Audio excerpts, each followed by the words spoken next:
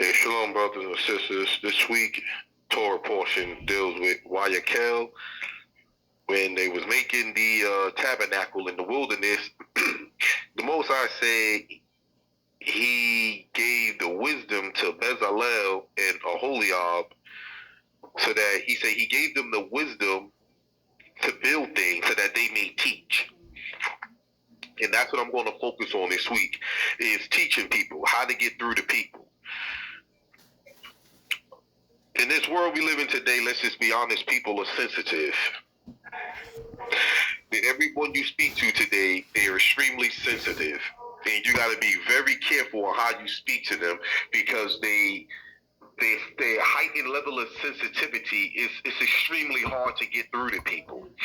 So in order to teach people, as I always tell everyone, in order to teach people, you have to be strategic. You have to know how to get to them, because people put up walls, and I tell people that the walls you put up that keep people out also keep you out as well. It also blocks you too. So you're dealing with people who have emotional problems. But this Torah portion tells them that he gave them this knowledge so that they may teach. So when you have certain gifts and you're trying to teach or share your experience to people, you have to know how to do it. Because I tell people this, and I won't be long.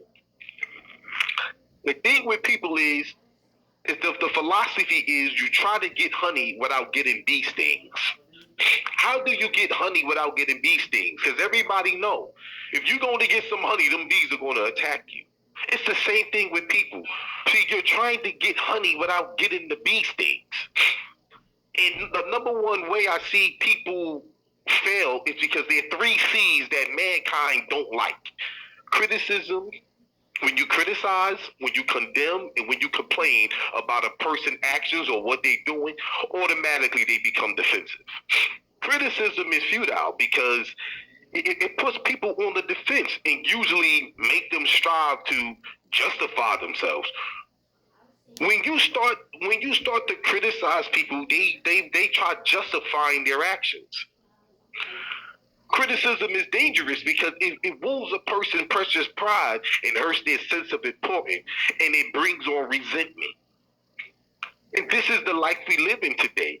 It is hard to get through to people because everyone, they get quick to develop resentment for what you're saying. Because in life, if you're not giving them a compliment, they're going to take it as criticism. So, and this is why I say that pride is like a homing pigeon. You know, a homing pigeon, if you send it out, it's going to come right back. Because if you try to correct someone, they're going to justify themselves. If you condemn someone, they're going to point out your faults. You see, and this is something that people do. If you try to correct someone today, they're going to look to you to see what's your faults. So you got to know how to deal with people, because a lot of people have something called self-serving bias.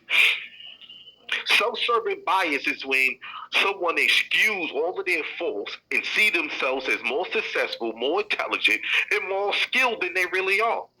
That's why doctors will tell you self-esteem is really self-delusion. The reason why, because if a person was to actually stop and examine their faults and their failures, they will be paralyzed by fear and doubt. That's why people put up these personas. And what is a persona? A persona is what you want others to see and view you as, but not who you really are. So everyone put up these disguises.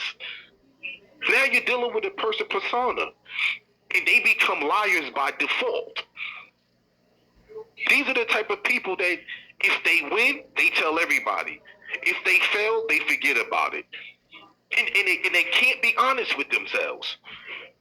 Like I have a friend, like I said, I don't say names. She conceited without a reason. But if you was to listen to her talk, she would tell you she's the most sexiest woman. She's beautiful. That's called self-deception. This is why people tend to look in the mirror and see what they want, because they are delusional, and we know the definition of delusion: detached from reality. People live their truth in their own world. So you gotta fight through all of that. Some people got baby mama dramas, daddy issues, mama issues. So when you're trying to teach someone, you also gotta be mindful of who you're telling. See, because in the world we live in, everyone is seeking approval. They seeking compliments. They seeking greatness. This is why people want to be up on the latest style, the newest cars, because people want to be appreciated.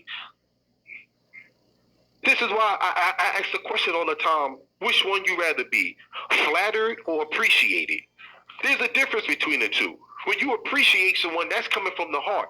Flattery is coming from the mouth, and it has a form of deception in it. When a man tell a woman, man, you look good, shorty, you beautiful, that's deception. I'm telling you what you want to hear because I'm trying to get in your underwear. But when you appreciate someone, that's coming from the heart.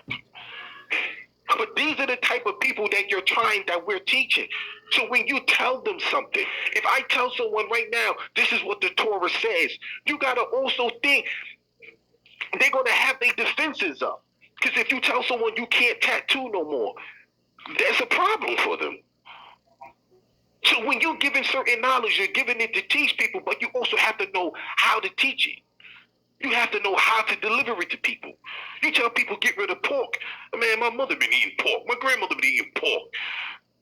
So when you start teaching people certain things and they hit home with them, that creates a defense mechanism. And you know what happens with a defense mechanism?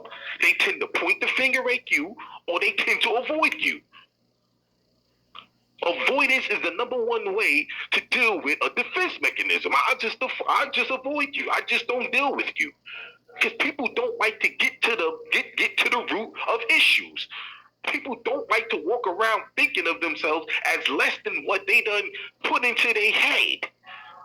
So when you're dealing with people, when you're trying to teach people, you have to know how. Remember, you're trying to get the honey without bee stings. You gotta be clever and you gotta be wise. A fisherman know where to fish, the time to fish. If you're going fishing, you ain't gonna throw a rock in the water, you're gonna scare the fish. So when we're teaching people, you gotta be mindful of one who you're talking to and how to deliver your message. Sometimes delivery is a big thing. I don't care how good a steak look. If you put it on a garbage can, who will eat it? If I say, here go a nice T-bone steak from the best chef, hold on one second. I'll go get a garbage can and put the steak on there. Are you going to eat it? Look at the delivery. Look at how I'm giving it to you. So we got to be careful in how we handle our teachings and how we delivering it. Shalom.